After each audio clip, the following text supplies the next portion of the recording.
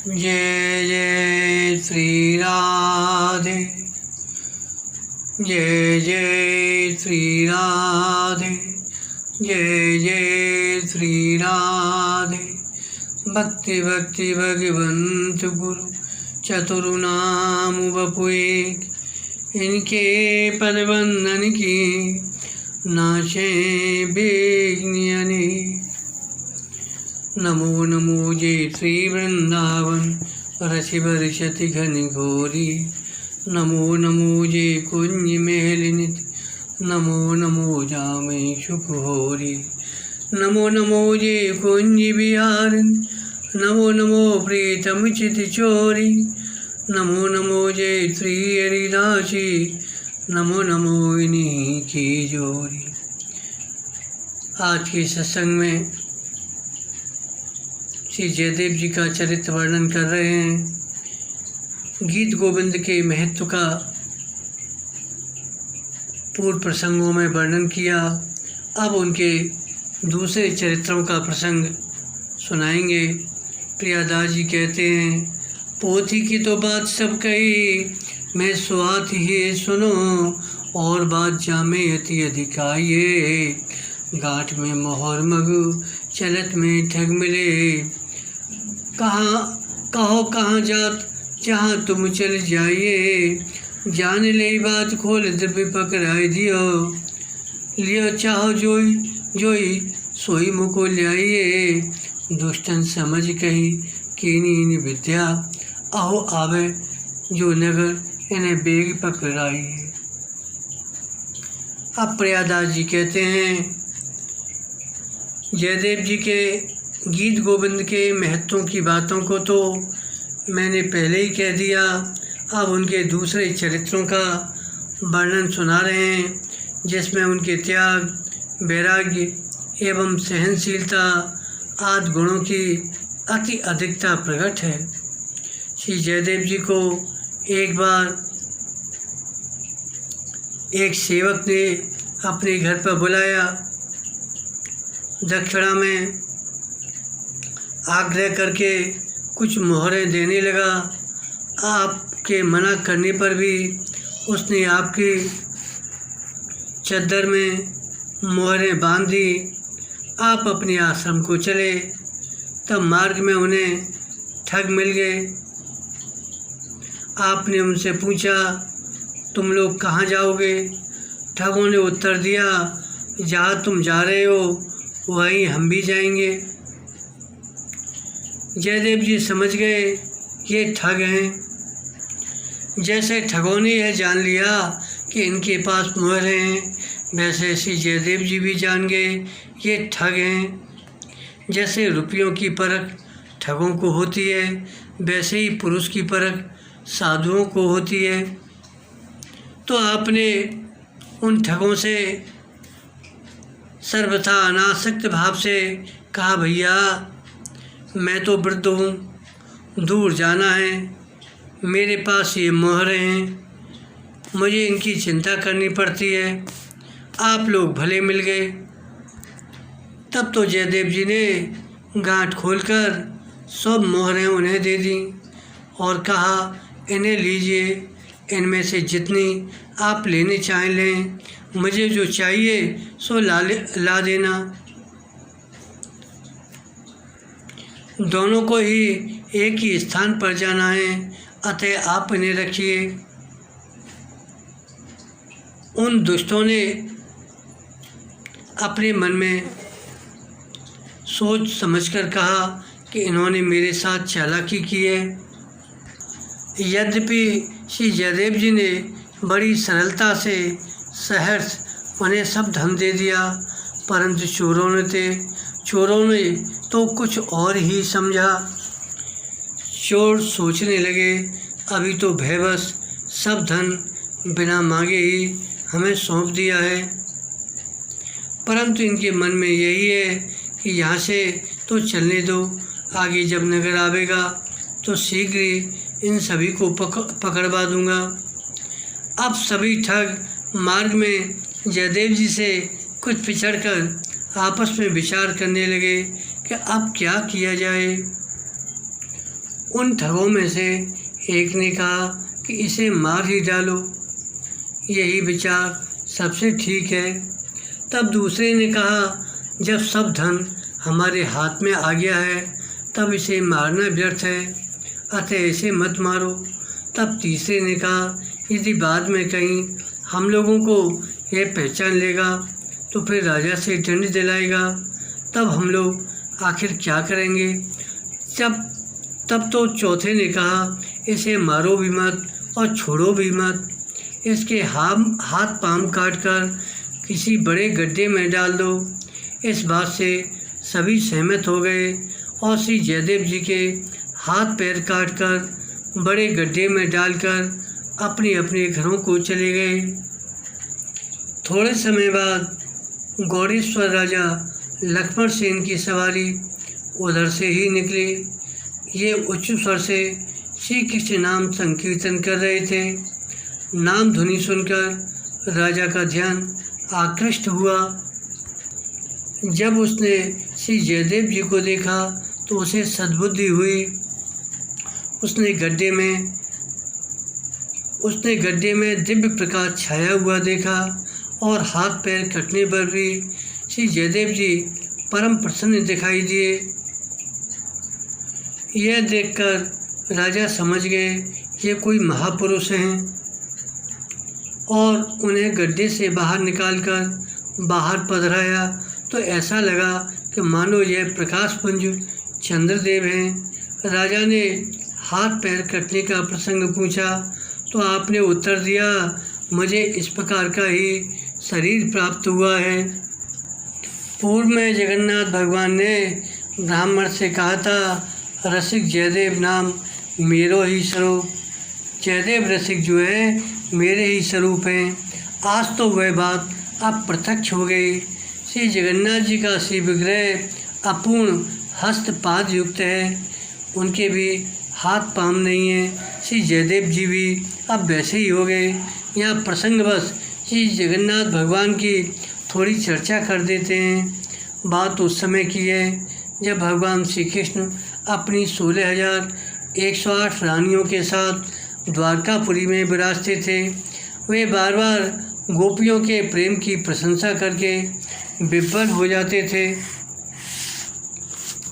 यह देख सुनकर रानियों को कुछ अमर्ष भी होता और कुछ उनकी प्रेम कथा सुनने की भी उत्कंठा होती।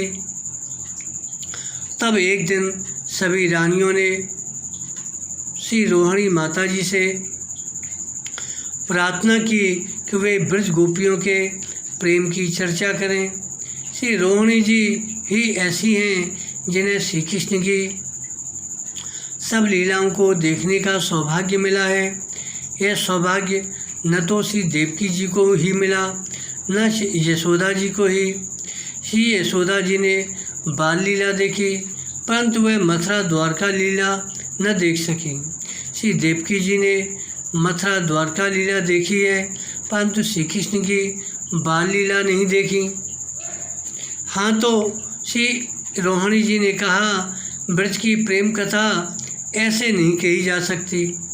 यदि कहीं श्री कृष्ण बलराम सुन लेंगे तो प्रेमाकुल हो जाएंगे, फिर तो उन्हें संभालना मुश्किल हो जाएगा। तब रानियों ने कहा कि द्वार पर कोई सेवक नियुक्त कर दिया जाए। श्री रोहिणी जी ने कहा, वे किसी सामान्य सेवक को नहीं मानेंगे, भीतर आ ही जाएंगे। तब सबने श्री सुभद्रा जी से प्रार्थना की कि वे द्वार पर बैठकर पहरा दें, श्री प्रभु उनका अदब करेंगे। श्री सुभद्रा जी द्वार पर पहरे पर बैठ गईं। अब तो श्री रोहिणी जी महल में कथा कहने लगीं और सब रानियाँ बड़े ही मन लगाकर सुनने लगीं। परंतु हुआ क्या कि रोहिणी जी को कहते कहते आवेश आ गया और वह ज़ोर ज़ोर से उच्च स्वर से वर्णन करने लगीं। उनके शब्द श्री कृष्ण बलराम को सुनाई दिए। फिर तो वे कथा से आकर्षित होकर उधर ही चल दिए। देखे तो द्वार पर श्री सुभद्रा जी बैठी हैं। भीतर जाने का प्रयत्न करने पर श्री सुभद्रा जी ने रोककर उन्हें परिस्थिति का परिचय कराया। तब दोनों भाई भीतर तो नहीं गए, परंतु वहीं बैठ गए। बीच में थी सुभद्रा जी। श्री रोहिणी जी के शब्द द्वार पर से भी स्पष्ट सुनाई देते थे। अतः सुनते सुनते दोनों भाइयों को विरह व्याप गया। अत्यंत प्रेमाकुल होकर क्रंदन करने लगे। शरीर में ऐंठन होने लगी। हाथ पांव आदि सभी अंग संकुचित होकर भीतर धंस गए। बड़ी ही विवर्ण दशा को प्राप्त हो गए। यह सब प्रेम की अति उच्च दशा है। संयोग की बात, उसी समय प्रभु के दर्शन के लिए देवर्षि नारद जी भी वहाँ आ गए। तो उन्होंने प्रभु की प्रेम विह्वल दशा देखकर कहा, जय जय प्रभु, यह क्या हो रहा है? वैसे तो मैंने आपके अनेकों रूप देखे हैं, परंतु यह झांकी तो आज ही देखी है। भक्तों पर आपकी इतनी करुणा है कि उनके विरह में आपकी ये स्थिति हो रही है। तत्पश्चात श्री नारद जी ने अत्यंत शीघ्रतापूर्वक महल में आकर डांट डपट कर श्री रोहिणी जी का वक्तव्य बंद कराया। फिर आकर श्री प्रभु की स्तुति करके यह वर मांगा कि आपका यह करुणावतार सर्व सुलभ हो। आप इस रूप से नित्य भक्तों को दर्शन देकर उनका कल्याण करें। इसी वरदान के फलस्वरूप कालांतर में उत्कल क्षेत्र उड़ीसा में राजा इंद्रधनु द्वारा किए गए एक सहस्त्र अश्वमेध यज्ञ के पूर्ण होने पर भगवान यज्ञ की महावेदी पर दारू विग्रह लकड़ी के विग्रह के रूप में प्रकट हुए। वह स्थान गुंडिचा क्षेत्र कहा जाता है। फिर राजा ने भगवान के आदेश से विशाल मंदिर बनवाकर वेद मंत्रों से भगवान की प्रतिष्ठा कराई। आषाढ़ शुक्ल द्वितीया को भगवान प्रकट हुए थे। अतः उस दिन भगवान मंदिर से रथ पर आरूढ़ होकर गुंडिचा क्षेत्र की यात्रा करते हैं, जिसे रथ यात्रा का महोत्सव कहा जाता है। इसी तरह राजा के पूछने पर कि आपके हाथ पैर कटने का प्रसंग क्या है, तो जयदेव जी ने उत्तर दिया, इसी प्रकार का ही शरीर प्राप्त हुआ है। प्रश्न यह उठता है, जयदेव जी ने ऐसा क्यों कहा?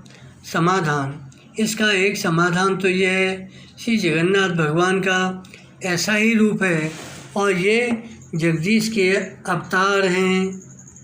दूसरा, जयदेव जी ने विचारा कि ये तो मेरे कर्म का भोग है, अतः मुझे जो होना था वह तो हुआ ही। अब भेद बताकर दूसरों को व्यर्थ कष्ट क्यों दिया जाए?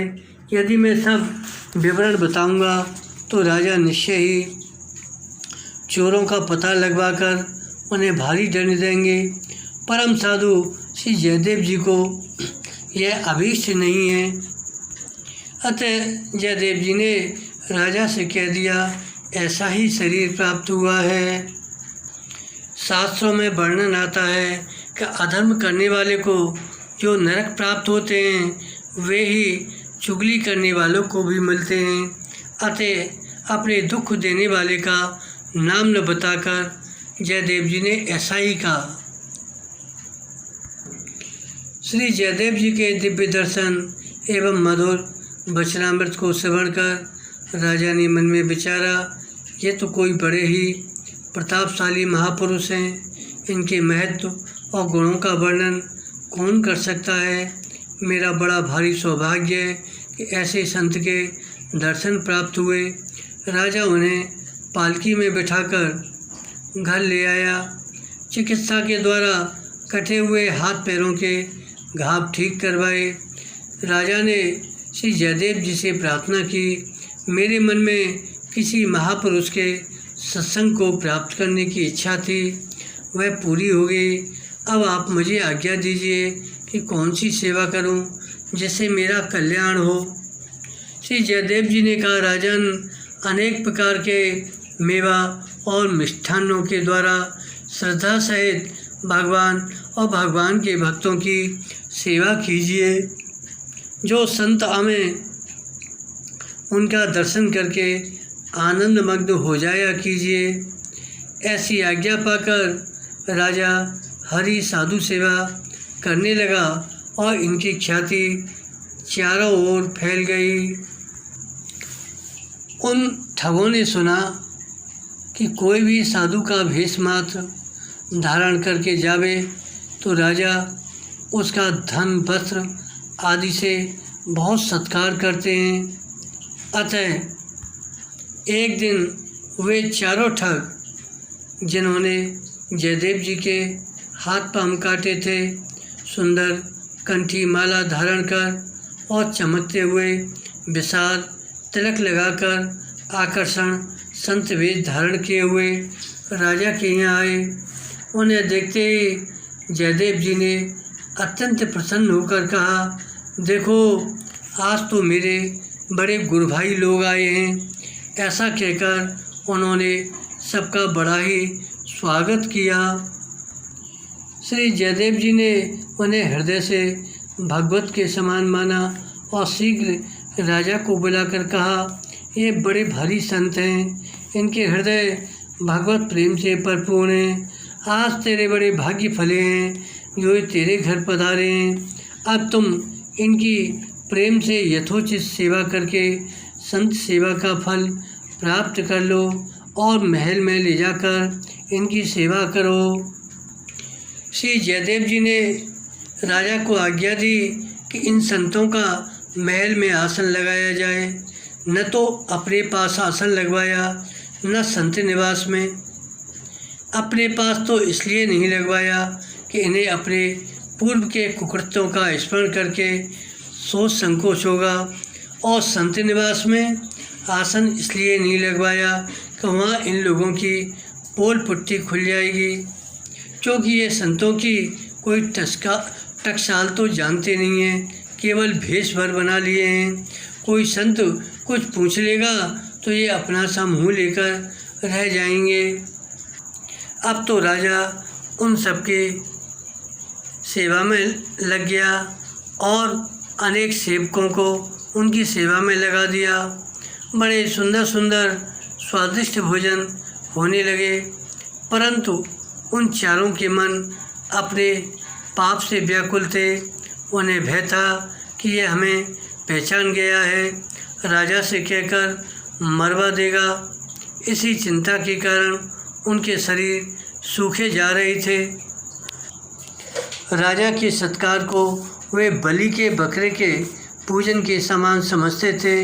वे सोचते थे अभी खूब मनमाना खिला पिलाकर अंत में हम लोगों को फांसी दे देंगे। वे चारों ठग साधु वेश में तो थे, अब राजा से बार बार विदा मांगते थे, पर राजा उन्हें जाने नहीं देता था। जब वे अत्यंत व्याकुल होने लगे, चले जाने का आग्रह करने लगे, तब स्वामी जयदेव जी ने राजा से कहा, इन्हें पर्याप्त धन देकर विदा कीजिए। जयदेव जी ने इसलिए कहा कि ये धन के लोभ बस ही अनेक कुत्सित कर्म करते हैं, अपना लोक परलोक बिगाड़ते हैं। यहाँ भी धन के लिए ही वैष्णव भेष धरकर आए हैं, अतः इनको पर्याप्त धन दिया जाना चाहिए जिससे इनकी वृत्ति सुधर जाए। राजा ने अनेक प्रकार के वस्त्र, रत्न, आभूषण आदि देकर उन्हें विदा किया। सामान को ढोने के लिए साथ में कई मनुष्यों को भी भेजा और कहा कि इनको अपने आश्रम में आदरपूर्वक पहुंचा कराओ, तब हम तुम्हारे ऊपर प्रसन्न होंगे और तुम्हें भी मुँह मांगी वस्तु देंगे। ऐसा कहकर राजा ने सेवकों को इन चारों के साथ भेज दिया। राजा के सिपाही सेवक लोग उनकी गठरियों को लेकर उन ठग संतों को पहुंचाने के लिए उनके साथ साथ चले। कुछ दूर जाने पर विश्राम के लिए एक ओर राजपुरुष और दूसरी ओर वे संत बैठ गए। उन राज कर्मचारियों ने उन संतों से पूछा, भगवान, आप लोगों के समान दूसरा कोई संत हमने पहले नहीं देखा। राजा के यहाँ नित्य संत महात्मा आते जाते रहते हैं, परंतु आपकी जैसी सेवा हुई है, स्वामी जी ने जितना सत्कार आपका किया और राजा से करवाया, ऐसा किसी दूसरे साधु को सत्कार सेवा हमने आज तक नहीं देखा, न आज तक हुआ। इसलिए हम हाहा खाते हैं और अत्यंत आग्रहपूर्वक प्रार्थना करते हैं, आप बताइए कि स्वामी जी से आपका क्या संबंध है। उन्होंने कहा, यह बात अत्यंत नई तथा गोपनीय है, मैं तुम्हें बताता हूँ, पर तुम किसी से मत कहना। पहले तुम्हारे स्वामी जी और हम सब एक राजा के यहाँ नौकरी करते थे। वहाँ आपके स्वामी जी ने बड़ा भारी अपराध किया। राजा ने इन्हें मार डालने की आज्ञा दी, परंतु हमने अपना प्रेमी जानकर इनको मारा नहीं, केवल हाथ पैर काटकर राजा को दिखा दिया और कह दिया कि हमने मार डाला। उन ठगों के मुंह से हाथ पांव कटने की बात निकल ही गई। देखो, पाप सिर पर चढ़कर बोलता है। आखिर इन दुष्टों ने यह तो स्वयं स्वीकार कर ही लिया कि इनके हाथ पांव हम लोगों ने काटे हैं, पाप छिपता नहीं है। उसके बाद ठग राज कर्मचारियों से बोले, उस हमारे उपकार के बदले में हमारा सत्कार विशेष रूप से कराया है, हम लोगों ने अपने उपकार का बदला भर पाया है। उन कृतज्ञ साधु भेषधारियों के इस प्रकार झूठ बोलते ही पृथ्वी इन दुष्टों का भार सह न सकी और पृथ्वी फट गई और वे उसमें समा गए तथा ठगों ने अपनी करनी का फल पाया। इस संबंध में एक उदाहरण सुनाते हैं एक ठग साधु का। एक भेषधारी राजमहल के समीप के मार्ग से जा रहा था। उसने महल की छत पर खड़ी राजकुमारी को देखा तो उसके सौंदर्य पर मोहित हो गया, पर तो वह जाकर राजद्वार पर डट गया। राजा बड़े संत सेवी एवं उदार थे, अतः उन्होंने सेवकों से स्वर्ण थाल में मणि रत्न की भेंट भेजी, परंतु भेषधारी ने उसे नहीं लेकर राजा से मिलने की इच्छा प्रकट की। जब सेवकों ने उसे राजा से मिलाया तो वह बोला, राजन, तुम्हारी ये लड़की महा अमंगल रूपा है, तुम शीघ्र इसे काष्ठ की पेटी में बंद करके नदी में बहा दो, फिर तो तुम्हारे यहाँ महामंगल होगा। राजा ने भेषधारी की बातों में आकर ऐसा ही किया। वह काष्ठ पेट का तैरते तैरते एक दूसरे राजा के राज्य में जा पहुँची। संयोग से उस समय वहाँ के राजकुमार वहीं स्नान कर रहे थे। पेटी को देखकर कौतूहलवश उसे पकड़ लिए। खोल कर देखे तो उसमें रमणी रत्न एक राजकुमारी थी। राजकुमारी को घर ले आए और उस पेटी में एक भालू बंद करके बहा दिए। घर आकर राजकुमार ने विधिपूर्वक राजकुमारी का पाणी ग्रहण किया। उधर भेषधारी ने बड़ी उतावली पूर्वक जाकर पेटी पकड़ी और जो ही उसे खोला, भूखे भालू ने तुरंत उसे जान से मार डाला। तो यह दोहा प्रसिद्ध है, जो जासों करता बदी, बदी ताय धर खाए, कन्या सोवे कुबर घर, बाबई भालू चबाए। अब प्रश्न उठता है, जब ठगों ने श्री जयदेव जी का हाथ पांव काटा था तब पृथ्वी क्यों नहीं फट गई? समाधान करते हैं, पाप पुण्य एक प्रकार की खेती है। जैसे खेती समय पर फलवती होती है, उसी प्रकार पाप पुण्य भी समय पर फल देते हैं। इस दुर्घटना से राज कर्मचारी लोग आश्चर्यचकित हो गए। सबके सब दौड़कर स्वामी जी के पास आए और जैसा हाल था कह सुनाया। उसके सुनते ही श्री जयदेव जी का संपूर्ण शरीर कांप उठा। वे उन लोगों के धरती में समाने के दुख से दुखी होकर हाथ पैर मलने लगे। उसी क्षण उनके हाथ पैर बड़े सुंदर जैसे थे वैसे ही फिर हो गए। राजपुरुषों ने दोनों आश्चर्यजनक घटनाओं को राजा से कह सुनाया। हाथ पैर पूरे हो जाने की घटना सुनकर राजा अति प्रसन्न हुआ। उसके प्राणों में प्राण आ गए। उसी समय वह दौड़कर स्वामी जी के समीप आया। राजा अत्यंत प्रेम से बार बार जयदेव जी के चरणों में सिर रखकर पूछने लगा, प्रभु कृपा करके इन दोनों चरित्रों का रहस्य खोलकर कहिए। क्यों धरती फटी और उसमें सब साधु कैसे समाये और आपके ये हाथ पैर कैसे निकल आए। सुंदर हाथ पैरों को देखकर राजा ने फिर कहा, इन करकमल और चरण कमलों के दर्शन मुझे अत्यंत प्रिय लगते हैं। रामायण में आता है, तुलसी यह तन खेत है, मन बच कर्म किसान, पाप पुण्य दो बीज हैं, बबे सो लोने निदान। इसी से समय पर ही चारों ठगों को दंड भी मिला और समय पर ही श्री जयदेव जी के हाथ पांव भी निकले। प्रश्न यह उठता है, भगवान ने इन्हें और किसी प्रकार का प्राण दंड न देकर यह दंड क्यों दिया? समाधान यह है, ठग वैष्णव भेष बनाकर आए थे। अन्य दंड देने से भेष की बदनामी होती, ऐसे भेष की मर्यादा भी बनी रही, उन्हें उचित दंड भी मिल गया, अतः पृथ्वी में समा गए। सिपाहियों ने समझा, मालूम पड़ता है ये कोई महा सिद्ध प्रसिद्ध थे, आकाश से आए पाताल को चले गए, अब हम लोगों को दर्शन देकर अपने लोग को चले गए हैं। राजा ने स्वामी जी से जब अत्यंत हठ किया तब उन्होंने सब बात खोलकर कह दी।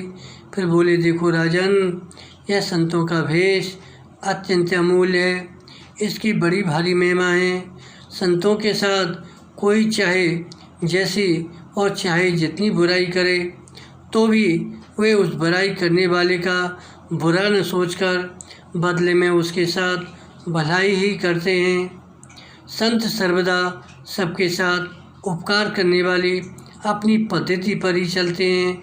उनके हृदय देश करुणापूर्ण होते हैं, उनके लक्ष्य भक्ति रस से भरपूर होते हैं, वे सरस तथा सुंदर हैं।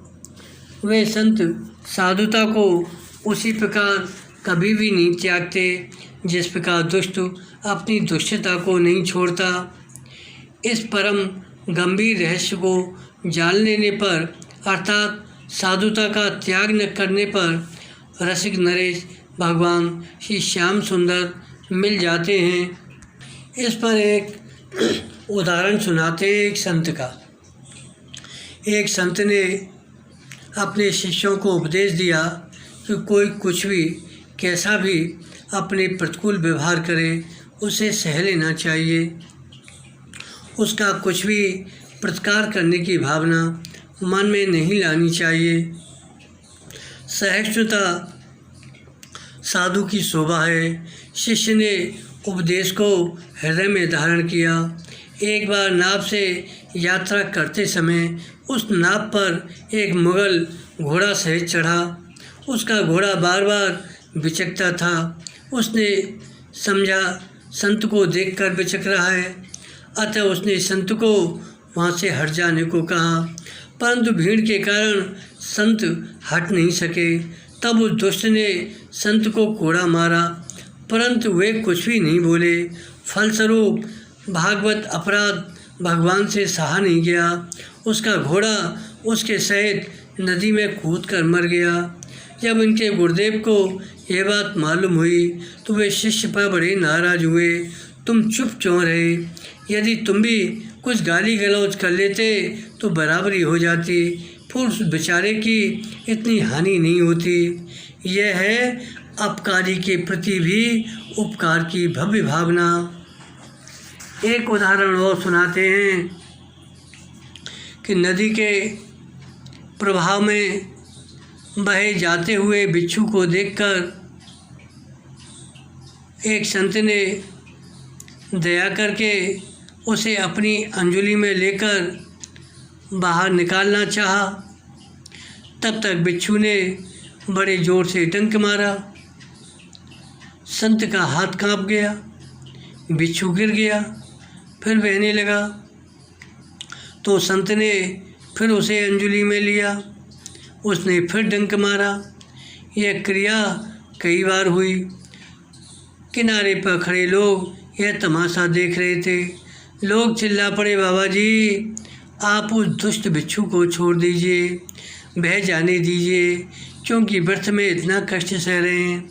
संत ने बड़ी शांति से कहा, जब वह अपना स्वभाव नहीं छोड़ रहा है तो हम अपना स्वभाव कैसे छोड़ें।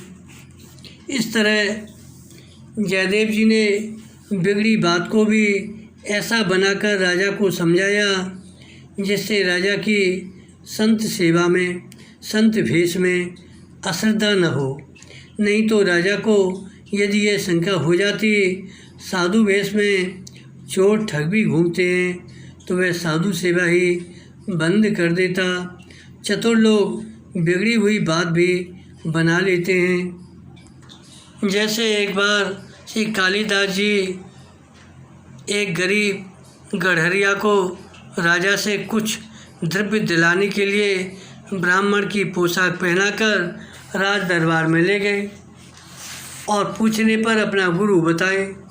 राजा ने सिंहासन पर बैठाकर पूजन करके बहुत बहुत भेंट पूजा दी। थोड़ी देर बाद गड़हरिया को भेड़ों की याद आ गई तो वह स्वभावतः टर्र टर्र करने लगा। यह उसकी भेड़ों को हाँकने वाली बोली थी। राजा की समझ में नहीं आ रहा था कि ये क्या कह रहे हैं। तो कालिदास जी ने सोचा यदि कहीं पोल खुल जाएगी तो बड़ी बदनामी होगी। अतः तुरंत बात बनाकर बोले, महाराज ये आपको आशीर्वाद दे रहे हैं, अब आप कुल सहित तर गए। यह सुनकर राजा बड़े प्रसन्न हुए और गुरुजी का उसका बड़ा सम्मान किया। इसी तरह जयदेव जी ने भी बिगड़ी बात को बनाकर राजा को समझा दिया जिससे राजा की श्रद्धा बनी रहे। राजा ने कभी सम्राट श्री जयदेव जी का नाम तो सुना था परंतु उसने कभी दर्शन नहीं किया था। आज जब उसने श्री जयदेव जी के नाम गाम को जाना तो प्रसन्न होकर कहने लगा कि अब आप कृपा कर यहाँ विराजिए, मैं आप पर नौछावर हूँ। आपके यहाँ विराजमान होने से मैं सनात कृतकृत हो गया। आपके यहाँ विराजने से मेरे पूरे देश में घर घर में प्रेम भक्ति फैल गई। आप सर्वदा यहीं विराजिए। श्री जयदेव जी का इसके आगे का चरित्र अगले भाग में वर्णन करेंगे। बोलो से जयदेव जी महाराज की जय। श्री जगन्नाथ भगवान की जय। जय जय श्री राधे, जय जय श्री राधे।